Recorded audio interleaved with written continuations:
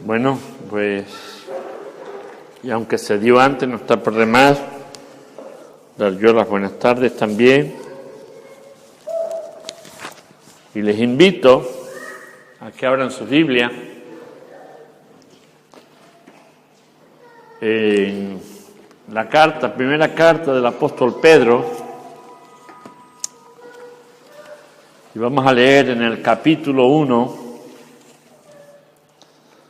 primera carta del apóstol San Pedro, capítulo 1, y vamos a leer desde el versículo 1 hasta el 12.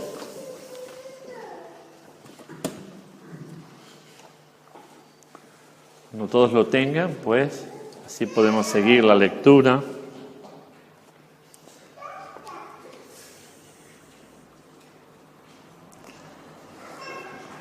Dice así la palabra del Señor. Pedro, apóstol del Jesucristo por los expatriados de la dispersión en el Ponto, Galacia, Capadocia, Asia y Bitinia, elegido según la presciencia de Dios Padre en santificación del Espíritu, para obedecer y ser rociados con la sangre de Jesucristo, gracia y paz os sean multiplicadas.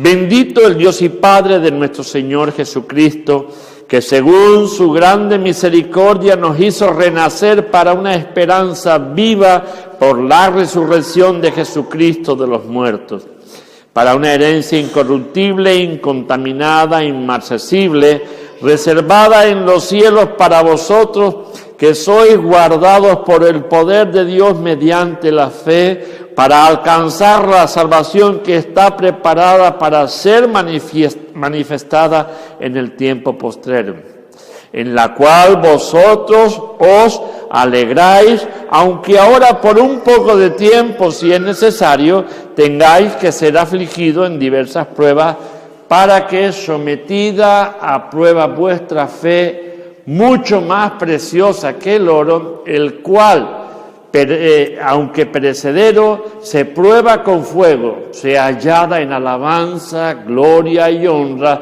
cuando sea manifestado Jesucristo, a quien amáis sin haberle visto, y en quien creyendo, aunque ahora no lo veáis, os alegráis con gozo inefable y glorioso, obteniendo el fin de vuestra fe, que es la salvación de vuestras almas.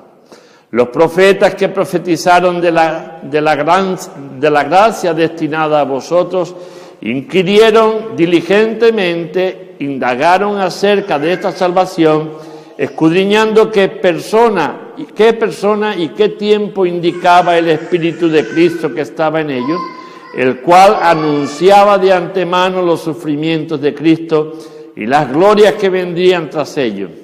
A estos se les reveló que no para sí mismos, sino para nosotros, administraban las cosas que ahora son anunciadas por los que os han precedido en el Evangelio, por el Espíritu Santo, enviado del cielo, cosas en las cuales anhelan mirar los ángeles. Hasta aquí la palabra del Señor. El título de hoy es hablando acerca, el tema es las pruebas, y el título es Prueba superada.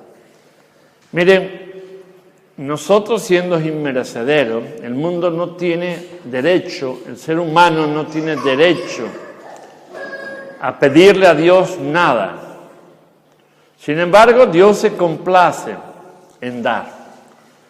Y se dio a sí mismo, como ustedes ya saben de sobra, se dio a sí mismo para rescatarnos, para redimirnos. El hombre no sabe agradecer lo que tiene. El jueves, en la universidad, estaba en clases y el profesor que vino empezó a hablar sobre la teoría del darwinismo, la evolución, que el hombre provenía del mono, se veía en la cabeza, una cabeza microcefálica muy reducida, un cerebro muy chiquitito, y de así el paso de cientos de años y siglos hasta que llega al Homo sapiens, lo que somos nosotros hoy, con una cabeza grandita, un cuerpo más formado, andamos sobre 2 pies, y así empezó el hombre a expresarse y dando por sentado la teoría de la evolución. Yo lo dejé hablar, pero como en las clases universitarias se puede interactuar, se puede hablar, yo le dije, ¿no es más fácil creer en una creación inteligente, un ser inteligente que está detrás de ello? ¿De dónde proviene el ser inteligente? No lo sé que es eterno. ¿De dónde sacó la materia para crear? No lo sé. Lo que sí acepto es que detrás de todo lo perfecto que vemos hay un creador. No, hombre, eso no puede ser, decía. Digo, ¿por qué no puede ser? Y cómo de un mono se va desarrollando en el paso de siglos y siglos hasta convertirse en lo que hoy somos. Siempre se ha sabido que el mono es mono. Entonces él empezó a desarrollar y yo ya un poco fui más adentro y le dije, bueno, entonces usted está mezclando la teoría de la evolución, el darwinismo, con la teoría del Big Bang. Dice, bueno, van relacionadas. Le digo, no pueden ir relacionadas. Porque usted sabe que la teoría del Big Bang es un choque de astros, de planetas, y ahí hay una termofusión a cientos y miles de grados centígrados. Cuando nosotros cogemos 2 metales y los golpeamos fuerte, ¿qué es lo que saltan de esos metales? Chispas, ¿vale? Hay un calor. Cuando 2 materias que están suspendidas en el aire por la gravitación se salen de su órbita, al chocar con otra, lo que produce es chispa. Hay una gran temperatura. Y una gran temperatura que no resiste nada ser viviente. No estamos hablando de 60, 70 grados. Estamos hablando de cientos de grados centígrados. Todo se destruye. Y entonces al terminar parte de la clase nos fuimos a desayunar, a tomar un café. Y hablando con un compañero dice, oye, yo no había pensado en eso. Le digo, mira, tú solo tienes que mirarte en el ser humano, ¿vale? Para que un óvulo y un espermatozoide fecunden, tiene que ser siempre entre 2. Cuando el espermatozoide fecunda, tiene que ser en un medio preparado, un medio estéril, que es el útero de la mujer. ¿Vale? De ahí se va preparando según se van formando, tiene 2 venas, 2 arterias por donde la criatura se va alimentando. Y todas esas cosas, es decir, pero siempre va a necesitar un medio especial. Y necesita un óvulo y un espermatozoide para poder crear una vida. Y tienen que estar a una temperatura de 37, 38 grados y no más, porque se mueren. No están preparados para temperaturas excesivas.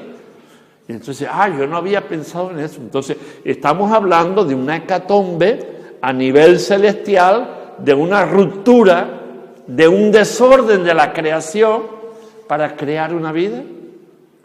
Digo, están las leyes de la termodinámica, que es de física, ¿vale?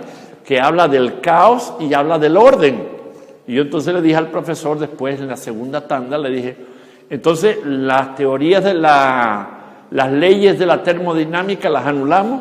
Dice, no, eso no puede ser. Digo, pues, entonces, ¿quién se contradice? ¿Darwin o la teoría o las teorías de la termodinámica? Hasta aquí se han demostrado que son efectivas. Un cuerpo, cuando se sale de su órbita, se desordena. Y si no hay quien lo ordene, no hay quien lo mantenga, pues entonces, bueno, al final el hombre después me mandó un correo, me dice, perdóname, quizás fui abrupto, quizás fui exagerado en mi presentación, yo no quiero ofender a nadie. Le digo, no me ofende. Yo estoy acostumbrado a debatir con hombres de ciencia. Y hombres de ciencia que son pues una eminencia dentro de su campo. Pero cuando comparamos ciencia y fe, los dos tenemos la duda de dónde nació Dios, de dónde vino Dios. Y ahora yo le pregunto a usted, ¿y de dónde comenzó la vida en ese mono? ¿Cómo comenzó? Y ahí se cortó la conversación porque no sabía responderme tampoco. Bueno, con esto quiero decirles que nuestra fe está basada en creer lo que Dios nos dice en su palabra. El mismo Dios bajó a la tierra, se hizo hombre para que nosotros, siendo criaturas indignas y sin derechos, nos convirtiera en hijos y con derechos. Hay una gran diferencia entre lo que éramos y lo que somos. Hemos superado la primera prueba para ser vistos por Dios y aceptados por Dios. Hemos pasado la primera prueba de aceptación. Y es a través de Jesús el antídoto de nuestro pecado y de nuestra maldad. Ahora, la vida cristiana no se queda solo en ese primer paso. La vida cristiana es un avance continuo de nuestro existir, de nuestro ser, que debemos ir madurando y mejorando. Muchas veces confundimos las pruebas con las dificultades que nosotros mismos nos creamos. Nosotros cuando andamos desajustados, hacemos y decimos cosas que tienen una consecuencia después. Y uno llora y dice, Señor, ¿por qué me metes en prueba? Perdona, Dios es santo, Dios no comunica ni comulga con la mentira. Por tanto, Dios no te está metiendo en tentación. Eres tú, como dice Santiago, de tu propia concupiscencia, de tu propia decisión, decides hacer lo contrario a lo que Dios te pide. A eso no puedes llamarlo prueba. Estás recibiendo el pago de tu actitud, de tu hecho, de tu conducta. La prueba es diferente. Por ejemplo, ¿tú buscas estar enfermo? Bueno, hay algunas enfermedades que no las buscamos, pero otras como el cáncer. ¿Tú buscas enfermarte de cáncer? No. Viene.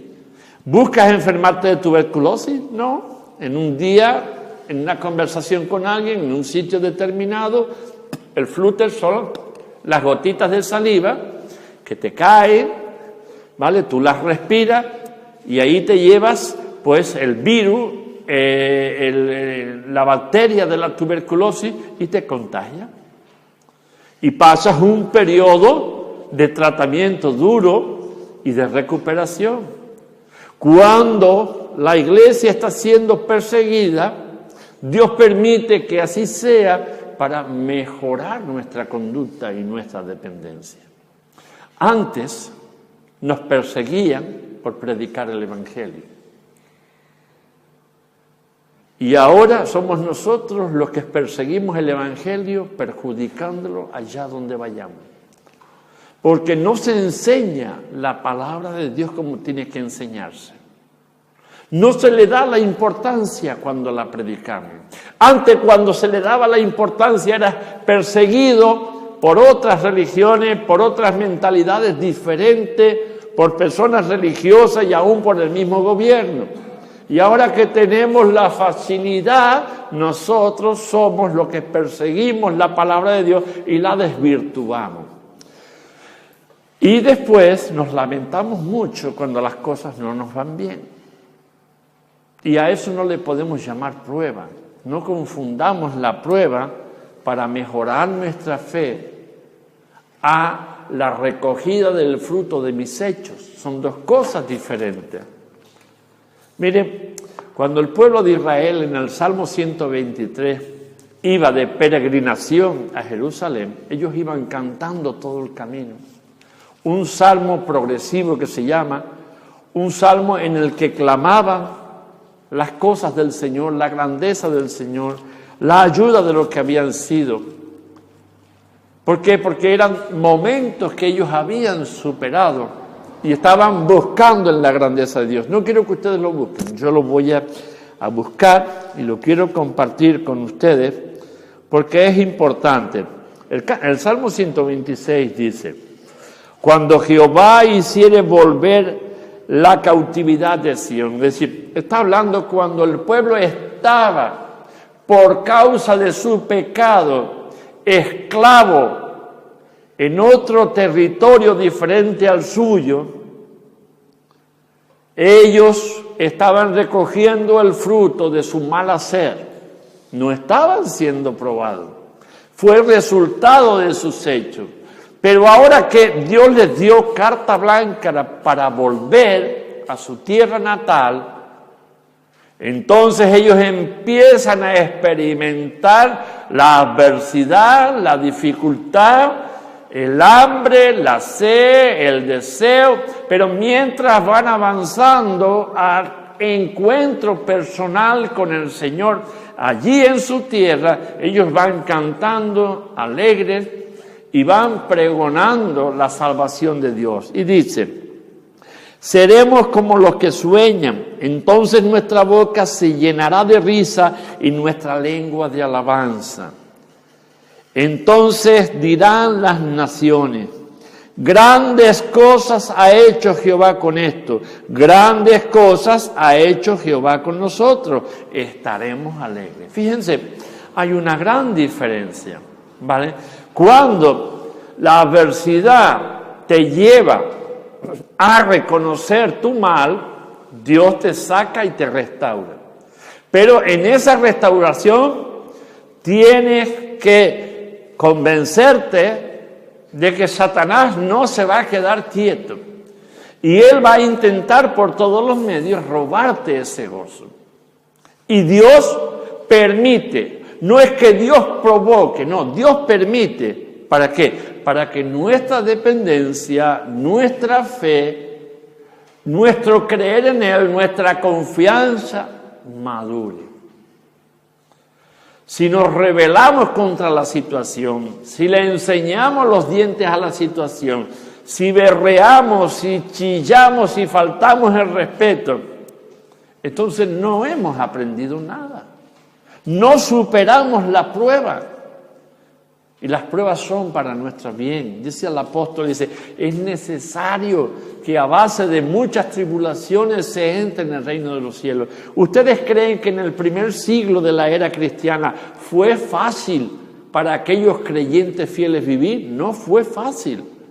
Sufrieron mucha persecución, pero a pesar de la persecución se mantuvieron fieles. Eso es ser probado.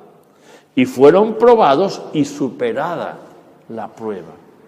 Muchos de ellos perdieron la vida en el camino sirviendo al Señor. Y tú dices, Señor, ¿a esto me lleva? ¿A esto me conduce la fidelidad hacia ti? Hermanos, tarde o temprano no tenemos que alejarnos de aquí. ¿No es mejor alejarnos de aquí en reconciliación con el Señor, en paz con Él, para que al pasar el umbral de esta vida a la siguiente vida, pasemos sin esa mochila de preocupación, sin esa mochila de carga, porque ya nuestra carga fue liberada en la cruz del Calvario. Hoy venía con Pepe Sánchez en el avión y lo encontré en el aeropuerto y veníamos hablando.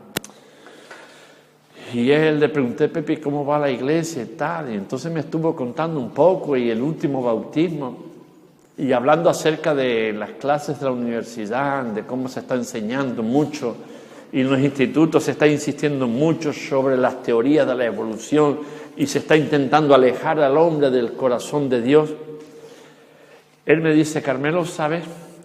El último bautismo, el año pasado, bauticé a un hombre de unos 60 años. Médico de profesión, internista, no sé si es del Negrín o del Insular, pero ¿quién lo llevó? Pepe, dice él solo.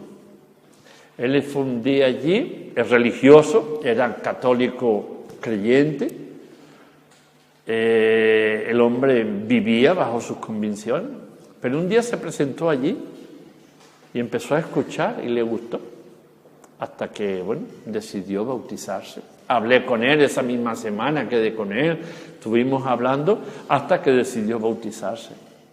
Fíjense, el esfuerzo de vivir sabiamente, el esfuerzo de ver personas que vienen a Cristo, merece la pena. Un hombre de ciencia ya experimentado, ¿vale? Había una duda en su corazón, había un deseo de conocer no al Creador que el hombre dice, sino al Creador que la Biblia dice, hasta que tuvo un encuentro personal con Jesús. Él dice que superó la prueba. Por alguna circunstancia estaría pasando, pero bueno, hoy está el hombre en las manos de Cristo, aquí en vida. Nació de nuevo, se bautizó. Esto se lo cuento para que ustedes vean que merece la pena esforzarnos en vivir, en superar las circunstancias, en buscar la ayuda y la guía de Dios. Merece la pena. Lo que no merece la pena es vivir de una forma desarretada. Miren, hace poco también estábamos mirando un coche para cambiar, porque ya el nuestro está ya dándome mucha lata. Y en el concesionario donde fui, hablando con el vendedor, el hombre trabamos en confianza. Y al final terminó tanto abriéndose que me contó algo particular de él. Yo le dije, Señor, donde menos me esperas me sorprendes. Vine con la idea de ver un coche y al final salgo con una carga tremenda en el corazón por la vida de esta persona. Muy sensible a su situación, a una decisión especial que tiene que tomar y una serie de cosas. Vean, Dios está probando qué hacemos con nuestro tiempo. Está probando cómo, permitiendo ser probado, cómo estamos tratando a los que nos rodean. Dios quiere dejarnos ver resultados, pero siempre va a depender, no de que Dios actúe, porque siempre está actuando, va a depender de mi confianza en Él. En la medida en que mi confianza va superando obstáculos, en esa medida iremos viendo más bendiciones. Pero no vamos a ver bendiciones mientras no superemos las pruebas a las que somos sometidos para fortalecer nuestra fe. Y sigo leyendo este salmo gradual, que ellos iban cantando y reconociendo de dónde salieron y ahora a dónde van a llegar, reconociendo la grandeza de Dios. Haz volver nuestra cautividad, oh Jehová, como los arroyos del Neguev. Los que sembraron con lágrimas, con regocijo segarán. Irán andando y llorando el que lleva la preciosa semilla, mas volverá a venir con regocijo trayendo sus gavillas. Todo esfuerzo que nosotros hagamos para glorificar a Dios merece la prueba, merece la pena y llevan prueba. No me olvidaré nunca de Adib Mashur. Él predicó una vez, este hermano, hace años ya que está en Cristo, está con Cristo. Él predicó, echa tu pan sobre las aguas, porque después de muchos días lo hallarás. Y aquello me impactó la forma en la que este hombre, mayor ya, porque cuando venía tenía sus 70 años, 80 incluso, ¿no? Carmen Nieves, por ahí andaba.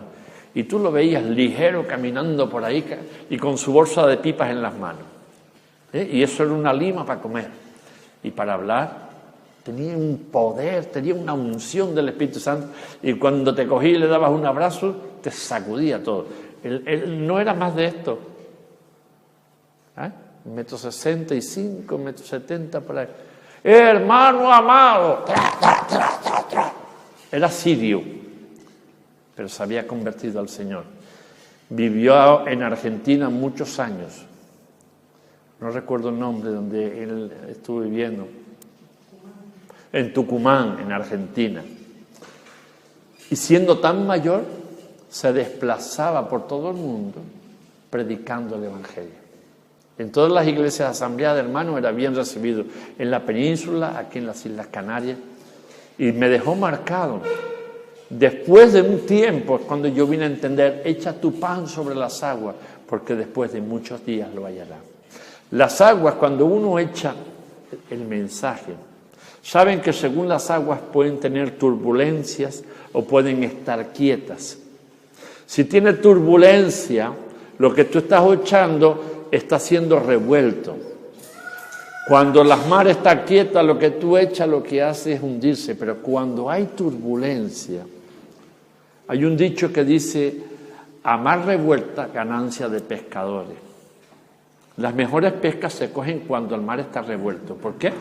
Porque revuelve los fondos y el pescado, como es curioso, va a comer de lo que hay en el remolino del agua.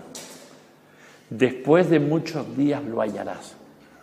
Es decir, que lo que nosotros nos esforzamos por servir a Dios, por superar la prueba de la impaciencia, de la quietud. Bueno, Señor, yo no me voy a mover hasta que no esté claro. No, ponte en marcha. Empieza a hacer lo que sabes hacer y vas superando y vas viendo el resultado. Y aquello que tú sembraste con lágrimas, ahora lo recogerás con regocijo. Y quizás puedan pasar años, incluso el Señor te lleva a su presencia y no ves el fruto de tanto sembrar. Pero no quiere decir que no lo haya, porque después de a mejor de marcharte tú es cuando empiezan esos frutos a salir. Dios no nos está diciendo, espérate que yo te voy a hacer ver los frutos. No, Dios me está diciendo, siembra, echa tu pan sobre las aguas, vive, supera las pruebas, no estás solo. Siempre Dios está contigo, Él va a guiarte, te va a dar las palabras necesarias, te va a dar el proyecto necesario, te va a dar la provisión necesaria para superar. Él no te está lanzando a un mundo de una forma descoordenada, sino que te está lanzando a un mundo guiado de su mano. Yo estoy contigo. Yo estoy con vosotros, dice. Él te está llevando de la mano en medio de la turbulencia para que tú su pan, para que tú su palabra la enseñe y a pesar de la adversidad sigas confiando. No olvides nunca que donde tú vayas el Señor está. Él te acompaña, está delante de ti. No te avergüences, no dejes de superar la prueba aunque veas difícil, aunque veas que el horizonte está oscuro, que no hay posibilidad por donde entrar. No. Si solo miras la dificultad y no miras la solución que está detrás, no vas a poder superar las pruebas. Irás andando y llorando el que lleva la preciosa semilla, mas volverá a venir con regocijo trayendo su gavilla. La obediencia no es fácil. Cuando a uno le vienen las pruebas, uno lo que hace es que se desespera, llora, gime, actúa sin esperar la resolución del Señor. Pero miren, es de los mayores errores que nosotros solemos cometer siempre, es anticipándonos, porque no vamos a sacar nada en limpio. Nos calentamos la cabeza siempre de una forma rápida, no buscamos el amparo de Dios y lo que estamos enseñando es que tenemos un Dios pequeñito, hecho a mi medida y como a mí me gusta.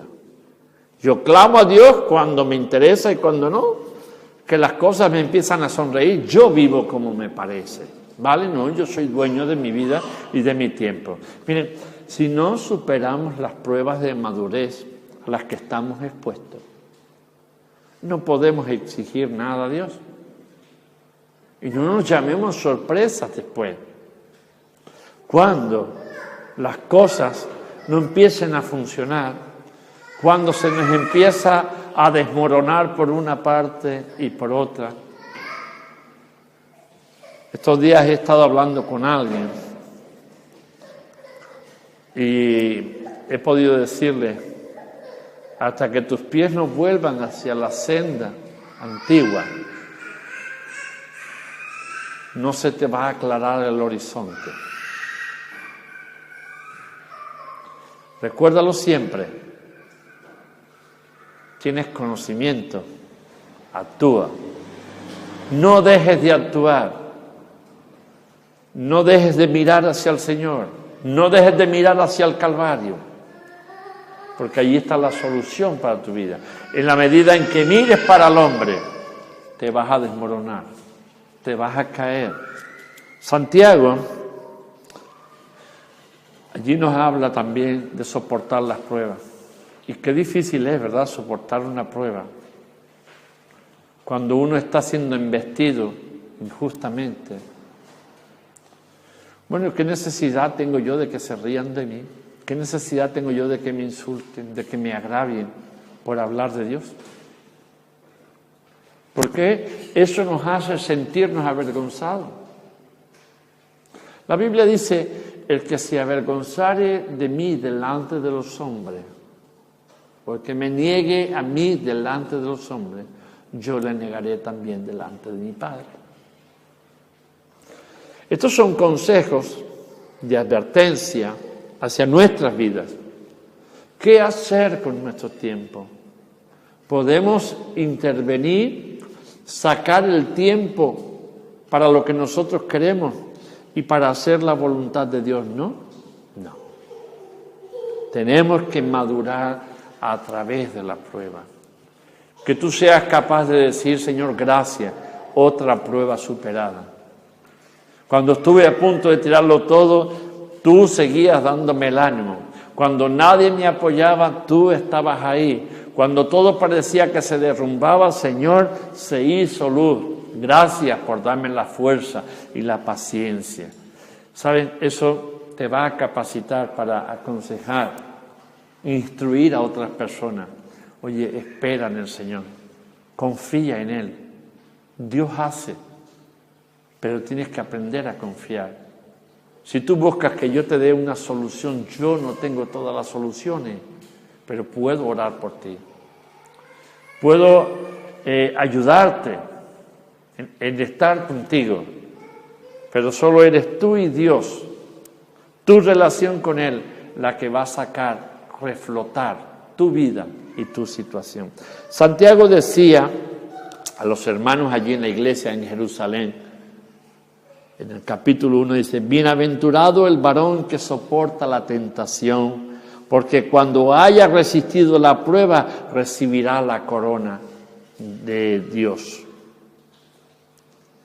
que Dios ha prometido a los que le aman. Está hablando de esa corona, está hablando en este tiempo presente. En este tiempo presente va a notar la consolación y la presencia de Dios. Está hablando del regalo que recibiremos en la eternidad delante del Padre cuando nos sentemos ante el trono, ante el tribunal de Cristo. Y Él diga, buen siervo y fiel, tus obras son oros, pesan, y no hojarascas que tienen que ser echadas al fuego. Vale, es un regalo añadido a nuestra salvación, un reconocimiento de parte de Dios, una posición delante de los santos que están delante de Dios. No todos quizás lleguen a la misma altura, ni todos lleguen a alcanzar la talla del apóstol Pablo, pero en la medida en que nosotros aprendamos a depender de Él, en la medida en que nuestra fe sea probada y salgamos vencedores en todas las cosas que Dios permita para nosotros madurar, esas cosas son las que estarán presentes delante del Señor. Ese es el oro que nosotros podemos llevar, esforzándonos en amarle, en obedecerle. Dice aquí Santiago, cuando alguno es tentado, no diga que es tentado de parte de Dios, porque Dios no puede ser tentado por el mal, ni Él tienta a nadie. Dios me mandó esta prueba. No, Señor, Dios no manda pruebas a nadie, porque sabe que la prueba trae dolor. Otra cosa es que Dios permita, ¿vale? Pero no la envía. Dios permite que las circunstancias que te rodean se vuelvan adversas, porque Satanás las hace adversas a todo aquel que quiere avanzar. Y Dios la permite no para que te destroce, sino para que madure. Tenemos cientos de ejemplos en la Biblia, muchísimos, de las vidas que fueron probadas y salieron relucientes. Otros que fueron probados y salieron hojarasca. No sirvían para nada. Y es una pena. Dice, sino que cada uno es tentado cuando de su propia concupiscencia es atraído y seducido. Si yo tengo pájaros aquí arriba y le he dejado hacer nido, ideas, deseos, fuera de lugar, y estos están dando vueltas hasta que se posan en mi mente, que me incitan, eso es lo que Dios te está diciendo, eso tienes que desecharlo. Porque eso sale, se apodera de tu corazón, enturbia tus ropas de santidad, te manchan, no te dejan avanzar, te roban el gozo, te desesperas. Tú sabes que están ahí, pero no las dejes que hagan nido. Yo no sé lo que tienen las gaviotas, ¿no? ¿Cómo se llaman estos pajarillos, Carmen? Los tabobos. Eso no, los tabobos, después lo que han las tórtolas. Yo no sé si la tienen cogida con mi casa y con mi coche. Con todo lo grande que es el espacio en el matorral, se vienen a posar en la antena de mi casa y cagan todo el techo. Y después, con todo lo grande que es la calle mía, vienen a cagar encima del coche mío. Yo digo, Dios, esto es increíble, con todo lo grande que es. Bueno, el pecado alberga un montón de lugares y no por ello debemos dejarles. Es decir, yo no los dejo hacer nido, me ensucian, pero no los dejo hacer nido, porque ellos buscan enseguida dónde anidar. Yo no los dejo, pero a pesar de todo, me dejan el regalito, ¿vale? Me pueden dejar el regalito, pero tengo que limpiarlo rápido. No dejo que ese regalo, porque encima lo que estos animales echan es corrosivo. La chapa te la corroe, te deja una mancha y en el techo para sacarla cuesta. Pero una vez que logras sacar todo el excremento, el ácido ya se ha comido un poco la pintura que tú tienes para proteger. Cuidado cuando el pecado se posa en nosotros y lo dejamos sin limpiar. Es ahí donde nuestra fe cancanea, es ahí donde nosotros nos venimos abajo. Y termino leyéndoles el texto. Sino que cada uno es tentado cuando de su espíritu, de su propia concupiscencia es atraído y seducido. Entonces la concupiscencia, después de que ha concebido, da a luz el pecado, y el pecado, siendo consumado, da a luz muerte. Amados hermanos míos, no es rey.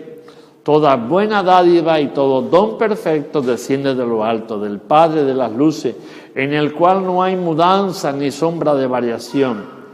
Él, de su voluntad, nos hizo nacer por la palabra de verdad, para que seamos primicias de sus criaturas. Pasaste la peor de las pruebas, que era la de ser salvo. No pagaste un precio, lo pagaron por ti. Ahora tú tienes que pagar un precio por vivir, por no sucumbir a las aguas torrenciales de este mundo. Saber estar en medio de ella, pero no dejarse arrastrar. Y cuando estás en un torbellino, clamar por fuerzas para no perecer en él. Cuando el pecado te rodea y lo dejas que se pose sobre ti, y ese pecado te incita y obedeces para hacerlo, estás poniendo en poco la voluntad de Dios y el principio de Dios. Si lo vences, una prueba superada. Y como esa, créeme que vendrán muchas más pruebas en el resto de tu vida. Pero no estás solo. Con la ayuda de Dios serás capaz de salir vencedor. En algunas te podrán hacer mucho daño. En algunas te podrán hacer llorar, sufrir, patalear, llegar un momento a desbordarte. Pero a pesar de todas las circunstancias, piensa que Dios está ahí. Y Él quiere que tú salgas reluciente, que tus pruebas sean superadas. No estás solo, Él está ahí para ayudarte. Vamos a cerrar nuestros ojos, vamos a orar al Señor y pedirle ayuda. Señor, te suplicamos en el nombre de Jesús que tú que conoces nuestro corazón y sabes cómo pensamos, cómo actuamos, qué es lo que nos rodea, qué es lo que, Señor, nos incita a caer, resbalar, a deslizarnos. Te suplicamos en el nombre de Jesús que nos ayude, Señor, a ir dejando atrás, a depositarlo en ti y pedirte confianza y el oportuno socorro. Y para cuando estamos sirviéndote, Señor, si vienen pruebas que nos desafían a abandonar, pruebas que muchas veces pueden incluso ir hasta nuestra vida en juego, danos la fuerza para soportar y no negarte. Señor, queremos traspasar los linderos de esta vida a la otra, sin peso en nuestras almas. Queremos obedecerte, queremos superar y tu palabra dice que tú estás con nosotros y vas con nosotros. Ayúdanos a creer, ayúdanos a aceptar este principio de tu palabra, para que nuestra vida, Señor, se llene de luz, de paz y de regocijo. Gracias por la vida de cada uno. Bendícenos en el nombre de Jesús. Amén.